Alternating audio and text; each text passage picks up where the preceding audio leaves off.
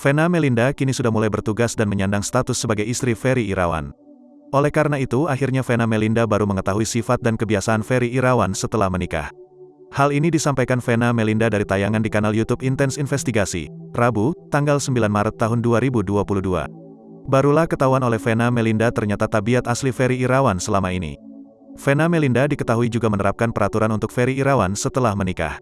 Kini Vena Melinda memberi jatah Ferry Irawan setiap kali ingin merokok. Ibunda dari Verrell Bramasta tersebut juga mengatur pola makan Ferry Irawan.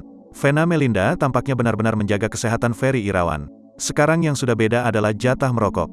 Jadi rokok sudah aku pegang, jadi aku jatahin, kata Vena Melinda. Kedua kayak jadwal makan, Abi sukanya makanan rumahan. Jadi aku buat program makan-makan sehat, terang Vena Melinda. Karena Abi juga harus lebih sehat dari makanannya, dari pola hidupnya, imbuhnya.